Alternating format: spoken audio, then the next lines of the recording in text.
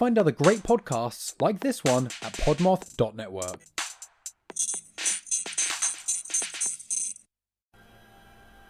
Are you tired of this reality? Us too.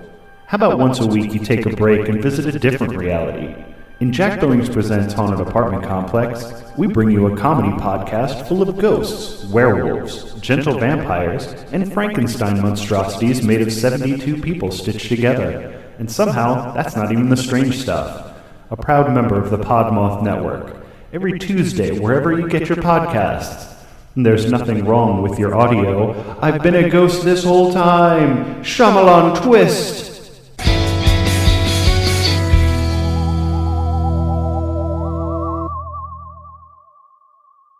Psst. Hey, you. Yeah, you. Do you like cracking into curious creatures? Perhaps you ponder the paranormal. Have you ever got a hankering for the haunted?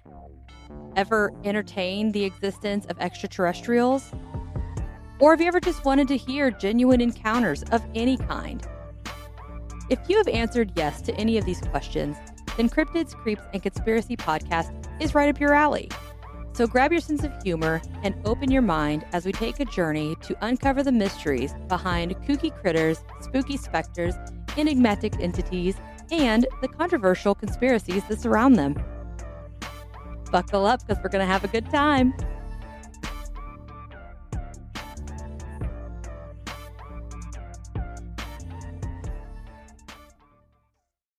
Welcome to the Brutal, Bizarre, and Boozy podcast. I'm Deklan, the son. And I'm Jane, the mom. This is the podcast where we talk about brutal crimes, bizarre occurrences, and get you drunk with cocktails themed around one of our stories. To lighten things up, we'd like to end our time with a chaser. Please keep in mind some of our stories might be upsetting to young or sensitive ears. We love hearing from our listeners, so feel free to contact us by email or social media. You can find our contact info in the show notes for this episode. If you'd like to support us through Patreon, you can find us there at Brutal, Bizarre, and Boozy Podcast, or use the link in our show notes. Welcome back, everybody. Thank you for joining us at another episode of Brutal, Bizarre, and Boozy. How are you doing today, Declan? I'm doing good. How are you today? I'm well, thank you. So, what story do you have for us today, Declan? I'm going to be talking about Lloyd Avery II, which might not sound familiar, but you might have seen him before in a clip. Okay. No, the name What does story do not you sound have for us familiar. today? I am going to be telling you another story about Peru. We're going back to Nazca, where we did the Nazca lines last week.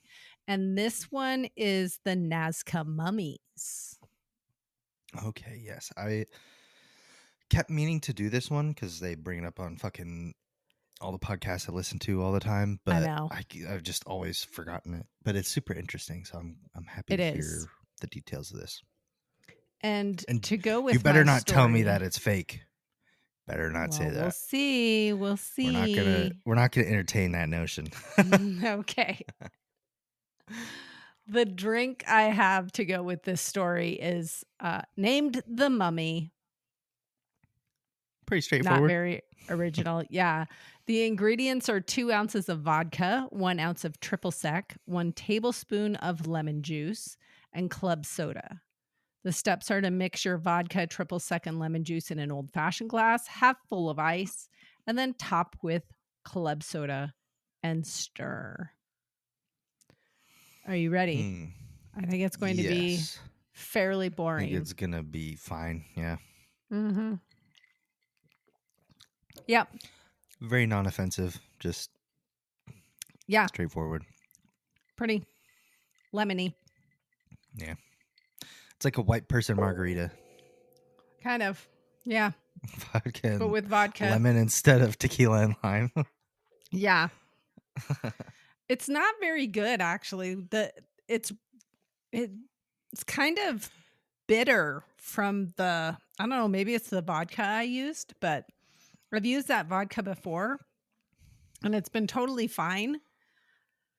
I don't know. Or it's the club soda. It's kind of like a least offensive gin and tonic almost. Like Yeah. It's fine. I want it to be sweeter. I think you could drink a lot of these and not have an issue the next day, but that's probably the only benefit of it. Pretty much. It doesn't taste particularly yummy. No. I'd rather waste my alcohol dollars on something else, or my alcohol calories on something else. Oh, I like to think about what's going to make me feel better the next day, and tequila shots are usually the answer. It's just tequila and lime. It's the simplest of drinks. I could never. I'm not drinking tequila at all. Period. It just tastes so gross. You're not had enough lime then. Is that with it? the lime? It tastes so good. It's like smoky and. And I only drink. I don't like smoky stuff though. But true. No, like barbecue I'm good without it. Yeah, that's the only thing smoky I like is barbecue.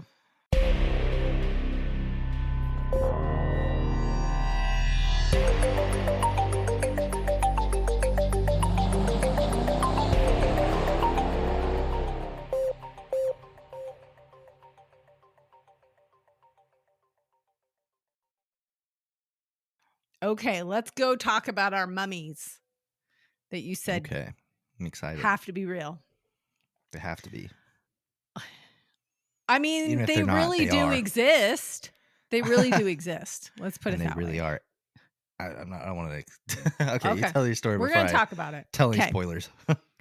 Last episode, we discussed the Nazca lines in Peru, and we're going back there to discuss more interesting finds from that region. The desert of South Peru stretches wide under an unforgiving sun, and on the barren, rocky plains north of the small city of Nazca lie some of the most mysterious marks etched into the earth by ancient hands referred to as the Nazca lines. If you hadn't listened to last week's episode, or if you're listening to this in reverse, then you don't have to listen to that one first. Like I said, this is a part 2, but they're not really. The only thing related to them is the fact that they both are from the same area. Although the true meaning behind the lines is not fully known, it's not the only mystery from the area.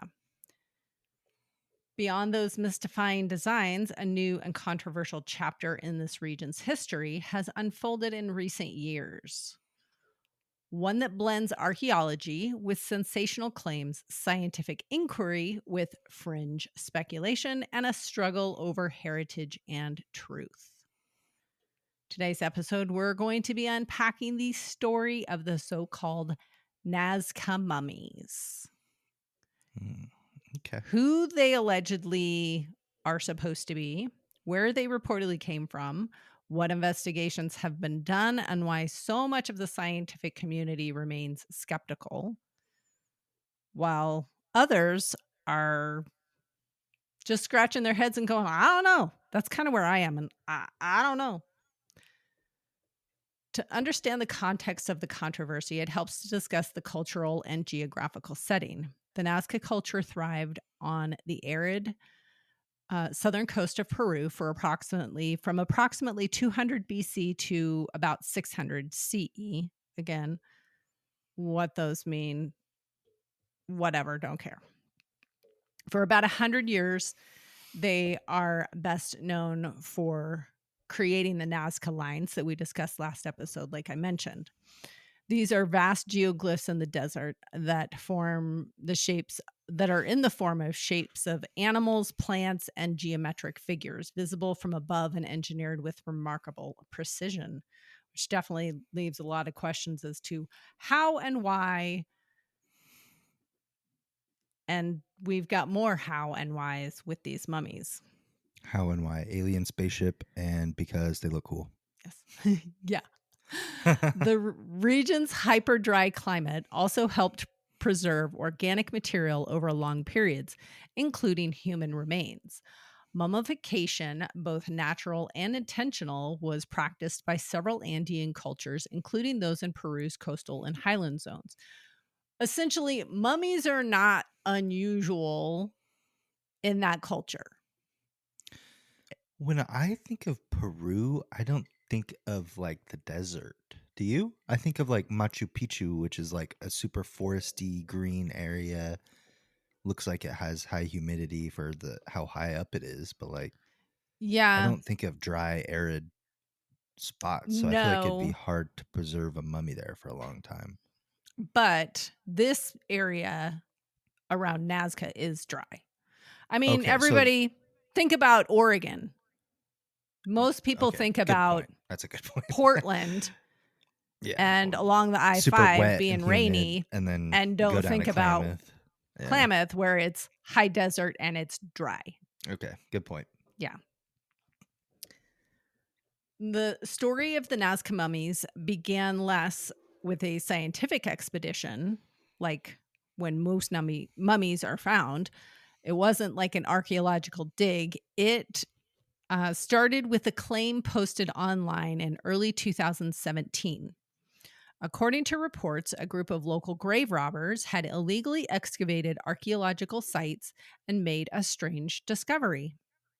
They claim to have found a series of mummified bodies in a cave in the Nazca region of Peru around 2015 or 2016. Details about the exact location and date are minimal. These remains didn't look like the typical Andean mummies either. They were reported There's to have other mummies? Well, yes, because like we said, it's common for them to have human mummified bodies because they did that in that culture. They would mummify people, or they would end up mummified because of the circumstances of where they died. So, but these aren't your typical, these don't look like humans. We'll just throw that out there. They sort of do, but they sort of don't. I just want to throw in a little fact. A bunch of rich European people in like the 1800s, a symbol of status would be to eat mummy meat. So I just wanted people to know that. I didn't need to hear that while I had a mouthful of my cocktail because I almost spit it out on my mic. Yeah. Okay. Like I said, these did not look like human mummies. They were reported to have 3-fingered hands and feet. So instead of 5, we got 3-digit hands and feet, elongated skull, and in some cases they were very, very tiny. They were like a foot and a half tall. This sounds like a combination of all the characters from the freak show American Horror Story season. Right. Yes. They got Lobster Boy. They got the short person. Yes. Early footage of these mummies was posted online and captured the attention of a Mexican journalist and UFO enthusiast. He was big into UFOs and he just glommed onto this and was like, ha. So he was running around telling everybody about these mummies. He had a long history of promoting alleged extraterrestrial discoveries before many of them were debunked. So the fact that he's interested in this, he's been interested in stuff like this before, and it came out that it was fake in the past. So people are a little leery when he attaches his name to it. Anyway, I didn't bring his name into it because to me, it's not super relevant. We're here to talk about the mummies, not the journalist. But he wanted to cover the story of the mummies so that they would gain some interest in a larger audience internationally. In June 2017, a video was published showing an expedition to examine the mummies near Nazca and suggesting that they might represent an unknown biological entity, possibly even non-human, aka alien. Unless they have very severe birth defects. I mean, yeah. You don't really get three-fingered little people with giant heads. Right. And the giant head is not shaped like a normal head. It's it's long. Like a squid But head. you could say yes, birth defect, but then all of these mummies that they found have the exact same birth defects, which kind of odd. But what began as an online footage soon escalated into a public spectacle. In 2023, 2 mummified bodies were presented to Mexican Congress. They were labeled as non-human in origin with a claim that the DNA was not from any known earthly evolution. Again, aka alien.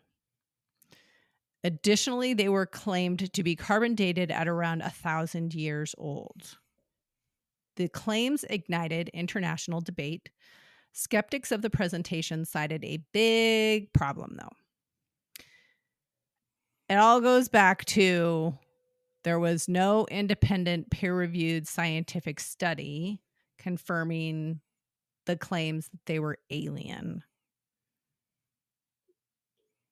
which in the scientific community, if you don't have those things, it's just considered bullshit. Yeah. Why they're not pursuing it, and maybe they are, I don't know, but we will talk about some stuff that's happened recently, though. That was 2023. In January 2024, scientists from Peru's Institute of Legal Medicine and Forensic Sciences presented findings on different but similarly described and smaller specimens. These were the ones that were like 1.5 foot-ish tall. Okay.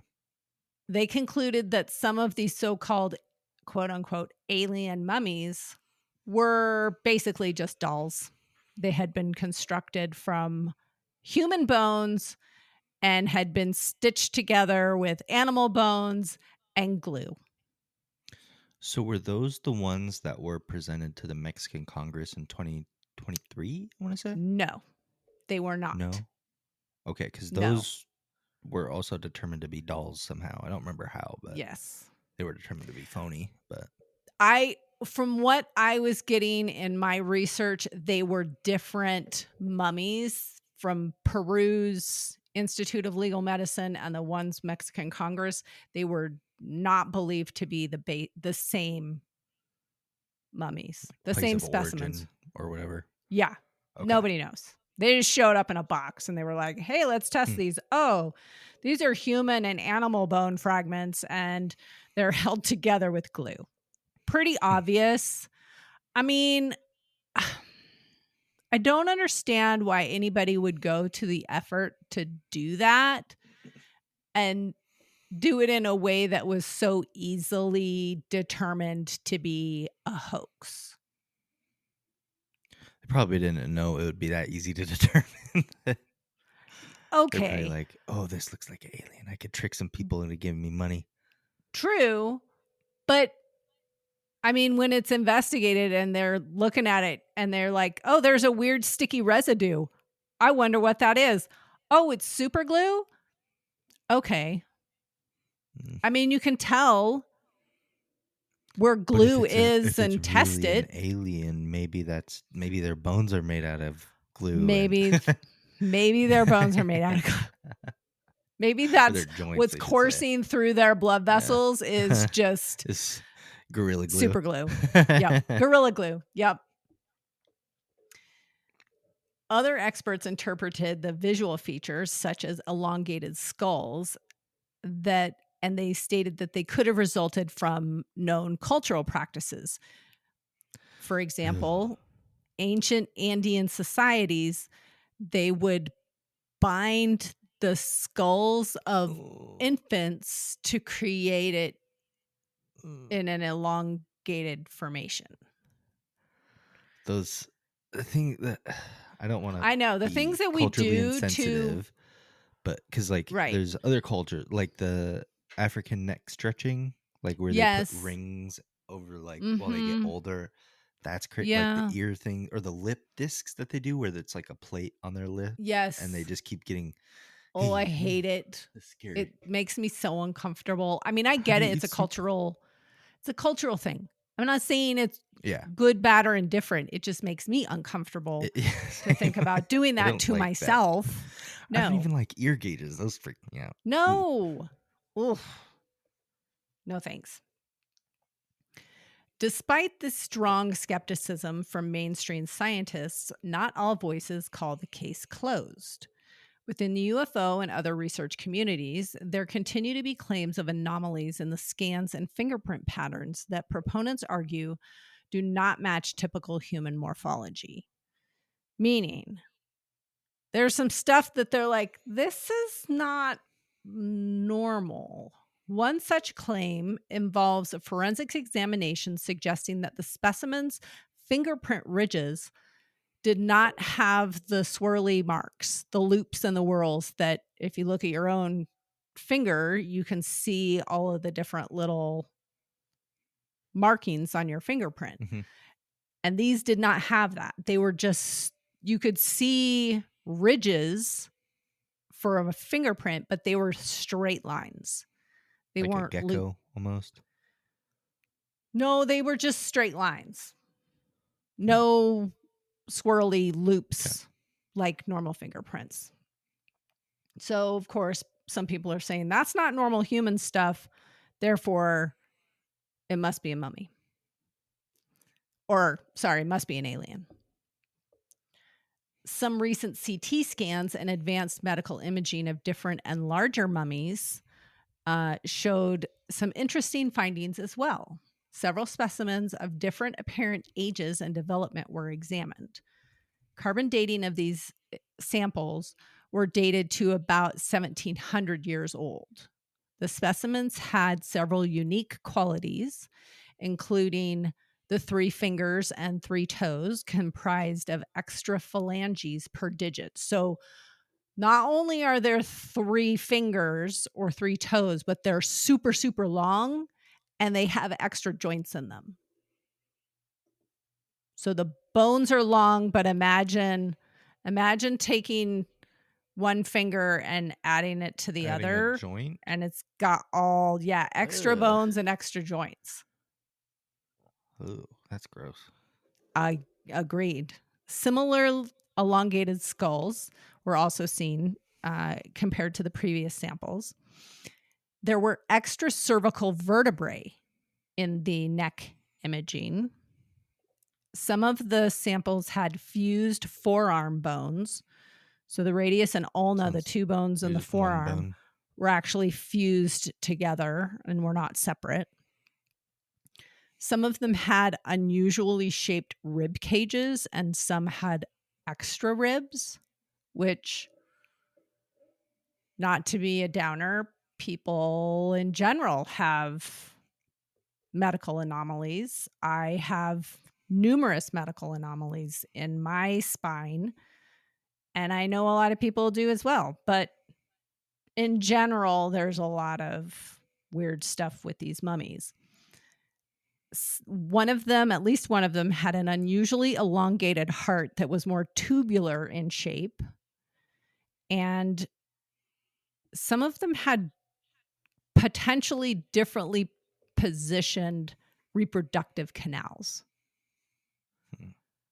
Not quite sure what that all meant, but some of the specimens also have metallic objects implanted into the bones. One had a metal implant in part of the jaw, which, if you're low end of the aging spectrum of these mummies, 1,000 years, right? He got the Zac Efron surgery. It was right. Put a bolt in his jaw. Well, it was shaped like a jaw. I saw the video of it. It was shaped like a normal lower jaw, but it was metal. You could see on the CT imaging it was metallic, and they could see discoloration like it was metal that had started to corrode. Very, very strange. One of the mummies appeared to contain a fetus, while younger ones appeared to have eggs in the abdomen. I just want to say these motherfuckers look like E.T. in the skins. Yeah. They look freaky. E.T. phone home. Also, there was no evidence of any artificial fabrication in the examination of these mummies. They didn't find any glue.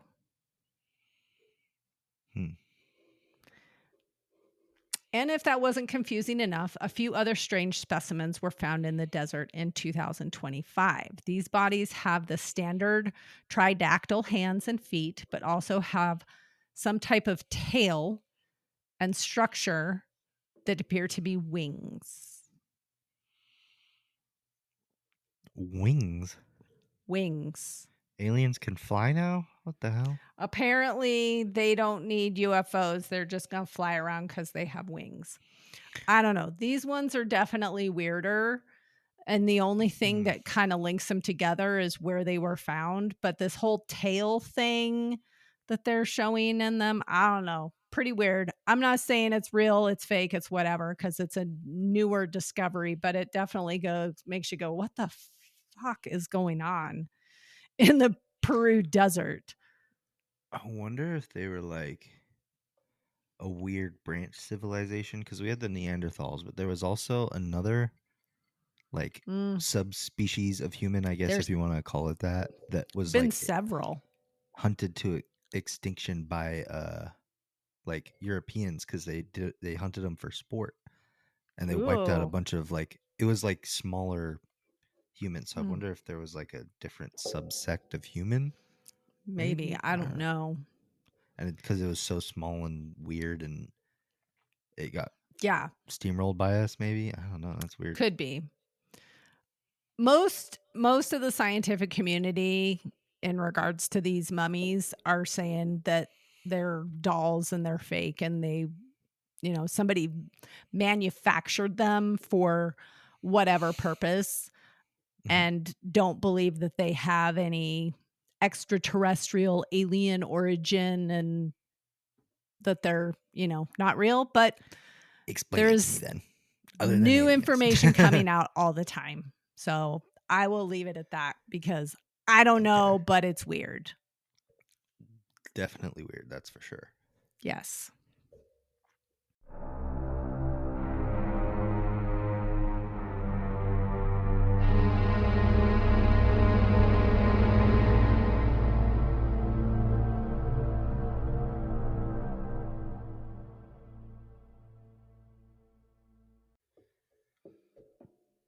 Okay. Lloyd Avery II. Never heard that name before. I don't think you've seen the movie that he's most famous for, but you may have seen the clip, and I'll get into it.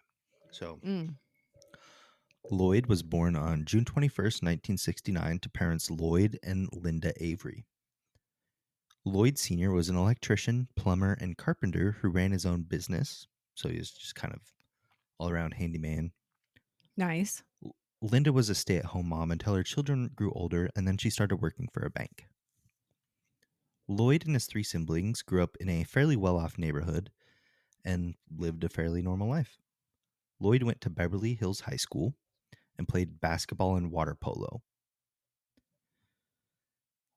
Jokes to be made there, but I'm not going to do it. This is where he met and became friends with the kids of a lot of super upper echelon Hollywood people like Smokey Robinson and Quincy Jones. Oh. Because this is Beverly Hills High School. Beverly Hills. Yes. Really rich people. Fancy schmancy. Yes. Bougie, if you will.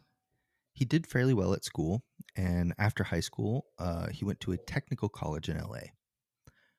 While continuing his education, he would end up in some legal trouble like fights and stealing or whatnot, but his father, being a self-made businessman, wanted better for his son after seeing him getting in this legal trouble. However, Lloyd had his vision set on the music industry.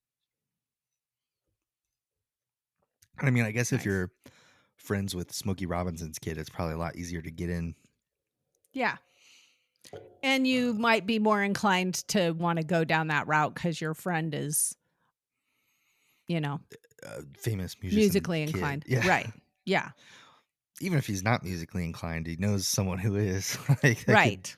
could help him out. But For sure. anyways, while in college, Lloyd met John Singleton while he was still a film student at USC. The two got along well enough, but this friendship would be Lloyd's first break into Hollywood. John contacted Lloyd and offered him a role in his upcoming film Boys in the Hood. I don't think you've seen that movie, have you? I think I have, but it was a million years ago, so I could watch it today and not remember any of it. You'd probably only remember the one scene that I'll talk about later, but okay. There's one very, very famous scene in the movie, and even if you haven't seen it, you've seen the scene.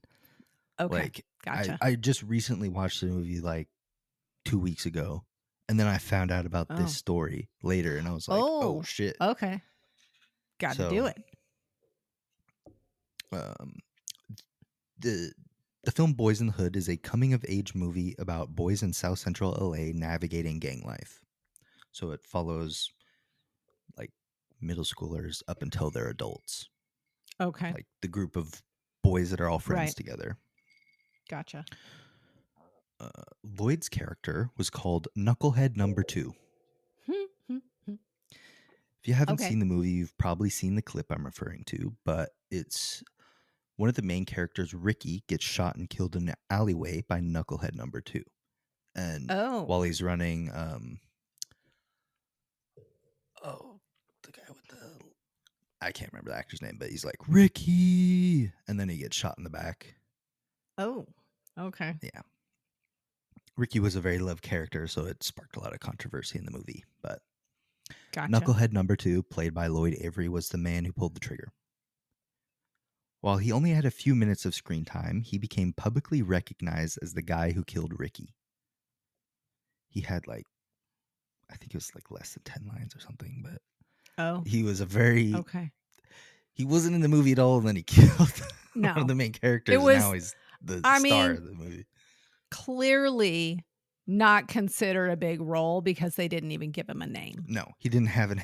And he didn't have people get him confused with another person in the... I was watching a bunch of stuff, and people kept calling him Monster, which is a different character. This guy is just sitting in the passenger side of his best friend's ride, shooting Ricky in the back. No TLC song. No. So after his role in the movie, he was cast in some other things like Doogie Howser, MD, Poetic Justice, the film Lockdown, the show Lockdown, and even produced a song for Trisha Campbell. I don't know who that is, but he's starting to go in his music career journey, producing songs for people and stuff. But cool. Lloyd eventually let his success get to his ego, and would end up making his friend John Singleton upset with him, essentially being cast out of Hollywood, as John was the main person giving him roles. Lloyd ended up moving to a neighborhood that had a lot of gang activity. So he's coming from basically like Beverly Hills area, super rich people, to I think it was actually the neighborhood he moved to was the one in the end of Training Day. Oh, okay. Where bad stuff happens in those neighborhoods in that movie. Lots of gang activity. Yes. With Boys in the Hood being so popular with gang members, obviously it's a movie about gangs and stuff. Lloyd was seen as Knucklehead Number 2 rather than Lloyd Avery. Okay. He is his character in the eyes of a lot of people. Shooting Ricky in the back, and they're like, "Well, that's you," and he just kind of let it get to his head. Gotcha. He kept trying other auditions, but his Knucklehead role was taking over his personality, even bringing guns to auditions and threatening producers and directors' lives.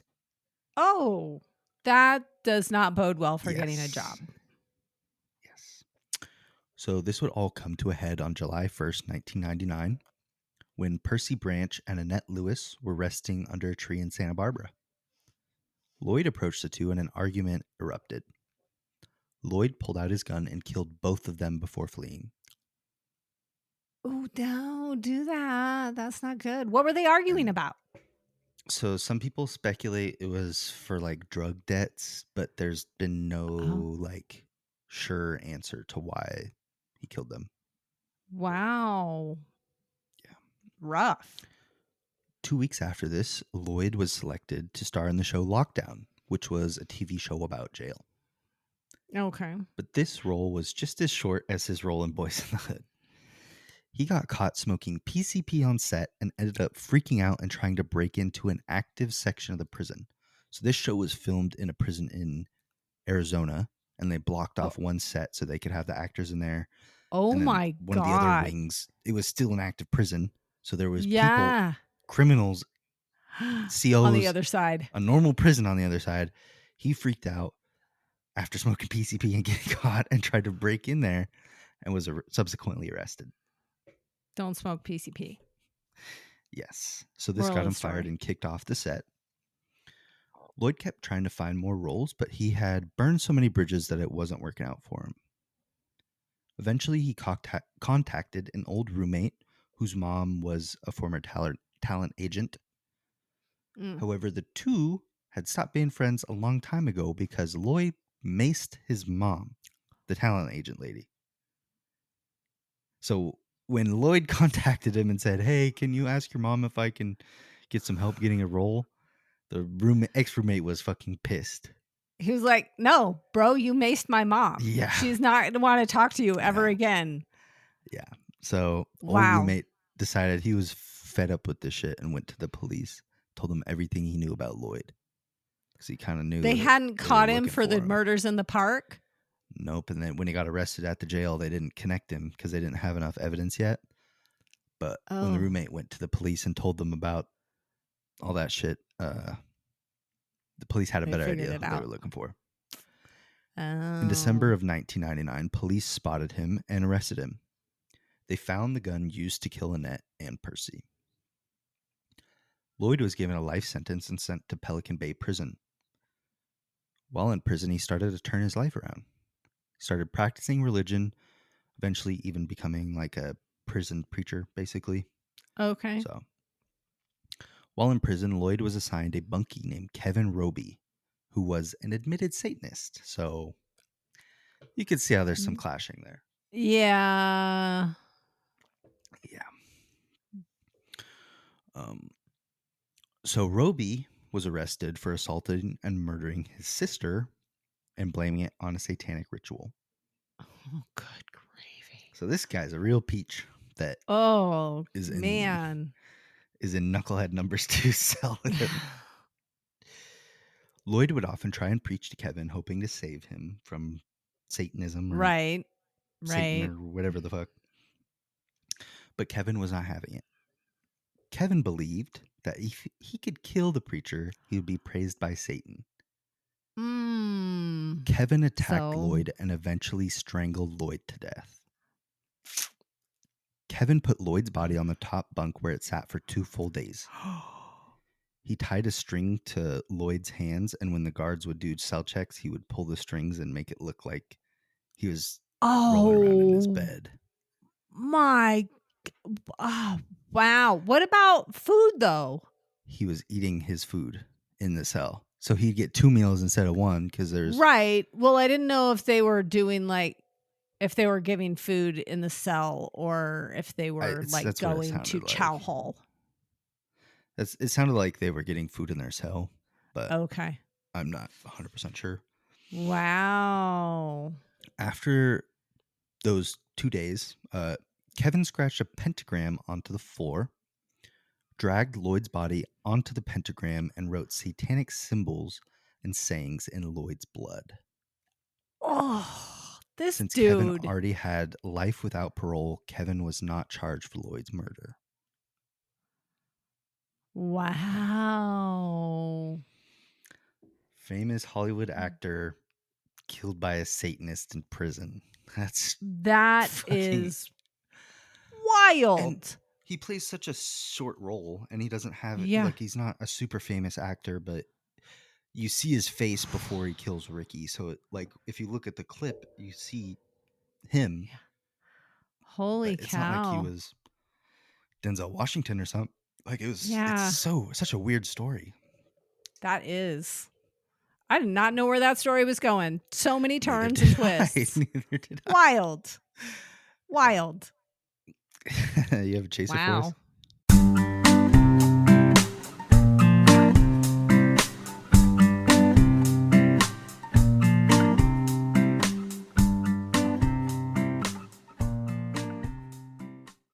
I do have a chaser. It is a watch recommendation for a show on the MGM Plus network, and it's called The Institute.